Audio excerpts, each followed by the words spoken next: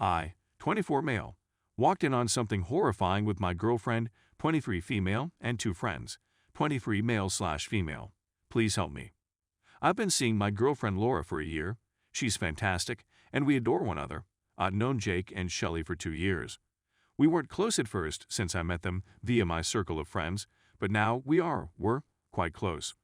They love my girlfriend and spend more time with her than with me.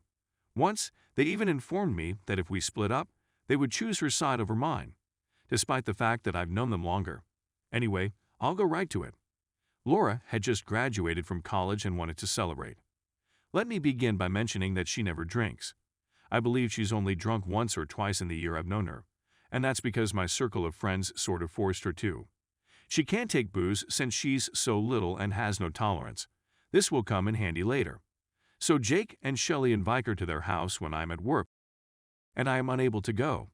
The idea was for them to pick her up and drive her to their apartment, then for me to pick her up after work so she wouldn't drink and drive or have to stay the night. Everything is okay. I trust them, and I know they are experienced drinkers who would keep an eye on her. I leave work at 2 a.m. and go over to their house.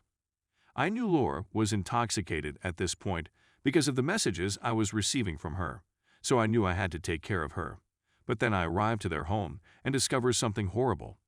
Laura is unconscious on the ground, Shelley is on top of her, making out with her, and Jake is filming everything on his phone. I panic out and ask him what is going on. Then I grab his phone and erase the videos and photographs. He chuckles and claims it was all a prank, that they took the images to mock Laura and play a joke on her in the morning. I take her up from the ground and we walk away. Guys, she was so inebriated she couldn't even walk. She was puking all the time, weeping all the time, and couldn't see straight, while my mates were absolutely sober.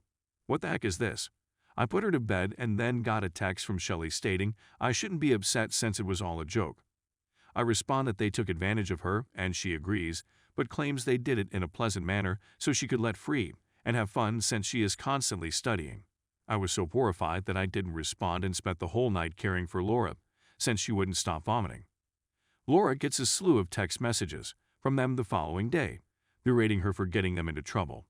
They claim she's an adult woman who can handle her own errors, that they don't care what I think about what they did, that I'm a little, and that it's all her responsibility, since she forced them to make the video. If you could see how incoherent and blacked out my partner was, you'd realize she couldn't even get up, much alone push anybody to do anything. She's been sobbing all day, going back and forth between yes, it was all her fault and no, they were filthy. They continue to chastise and ridicule me for being furious, claiming that I am overreacting to a simple prank that they were planning to perform on her. I'm at a loss on what to do. Please help. Am I mistaken? Because I don't believe I am, but Jake and Shelley are circulating tales about it, portraying me as a possessive, controlling jerk and my girlfriend as a stupid drunk who forced them to behave poorly. Update. For many days after the event, they phoned my girlfriend repeatedly, blaming her and telling her it was her fault.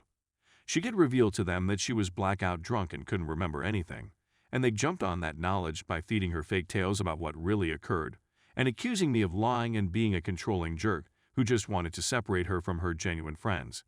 They then proceeded to tell her horrible stories about my past, that I did drugs when I was 18, for God's sake, that I was once arrested for drunk driving, a mistake I admitted to as soon as she and I met, and she was aware of it from the start, that I've slept with multiple women, and that Laura is just another number to me. Guys, I'll confess that I used to be a party animal with a horrible history, but I'm a different guy now, and I love my fiancée with all of my heart. It stunned that they were using my history against me to get her to join their cause, so I advised her to go to the police station and submit a complaint, and she consented. They flipped when she told them to stop pestering her out. They came to our home late at night to attempt to speak to her. They left snacks and gifts for her at our door, and they even enlisted the help of her parents. Her parents are not fools, and as soon as I informed her what they did to Laura, she barred them from the home and threatened to call the cops if they returned. It was a bizarre situation, given that they left handwritten messages for her parents to read, marked "Love, your beloved son and daughter." Laura spent several nights in my arms, sobbing with remorse and uncertainty. After weeks of harassment, we went to the police station and filed a case.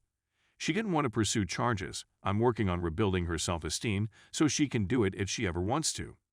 The cops told her that she has enough evidence to bring charges against them, since she had the messages in which they acknowledged to taking advantage of her, and that if she does, they can take their phones and check for their video. I'm still not sure how it would work, but I'm not going to argue with it. Laura only wanted to submit a report so that if anything were to happen in the future, there would be a paper trail. She's thinking about getting a restraining order against them, but they've stopped and gone quiet. We have lost touch with them and any other friends who believe their falsehoods.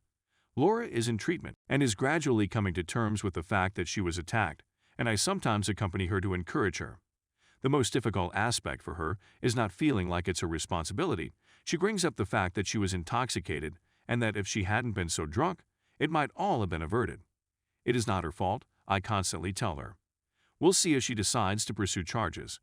I can't make her do anything she doesn't want to do, but I will back her in anything she decides.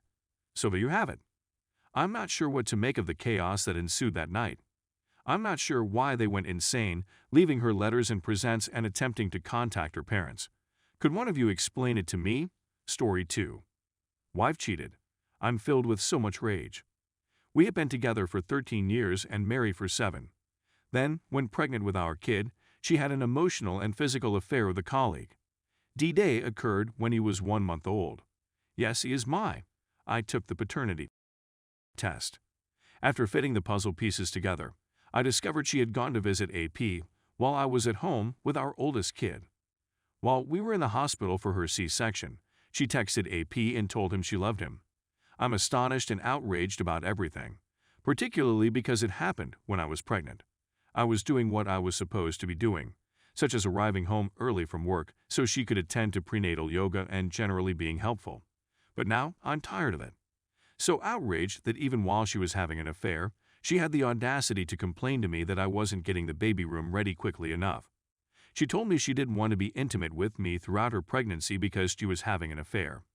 I assumed she didn't want to get intimate since, I'm pregnant and I'm not feeling it. I thought I was being helpful. We went to a handful of marital therapy sessions for reasons I'm not sure of. During our session, she told me, you need to view me as a co-parent, not a love partner. She's simply so frigid and seems as if she doesn't care what she done. Then I did something I shouldn't have done. I read some of her messages to AP. She was calling me toxic for being so upset about the incident and overall whining about me to AP. My son triggers me, and although it has gotten easier, it is still difficult to know he was there. My wife informed AP about my difficulties, and AP said, "Lol, does he even know how to be a father?" This was mentioned by the man who was up with my pregnant wife. We've been living apart for a few months, but the rage remains intense. I become overwhelmed by everything at times. How could I ever accept this man being a part of my children's life after all he's done and said? Update: I had had a significant back injury, herniated disc, a year before the romance began. I'm aware that I wasn't present at the time. I was having difficulty walking for a few months. After work, I'd pretty much just come home and fall on the sofa to attempt to get some relief from the agony. I no longer sleep in our bed. Something about it aggravated my suffering. She began doing almost all of the housework. It clearly had an impact on my mental health. But what stings the most is that when we chatted after the affair, she remarked, "I don't believe you appreciate how difficult it was for me. I couldn't even walk, yet she struggled. I still needed you to support me," she said. I'm talking about, okay, I understand it. But I suppose that simply makes me feel bad for not being there throughout my own struggle. It made me feel as though, no matter what I was going through, I had to be her support person when I needed aid and support. But I suppose the silver lining is that I now know she couldn't help me in my hour of need. I think I feel like I'm only worth staying around when I'm at my best. Or maybe it's my fault and I'm simply making an excuse for my back problem.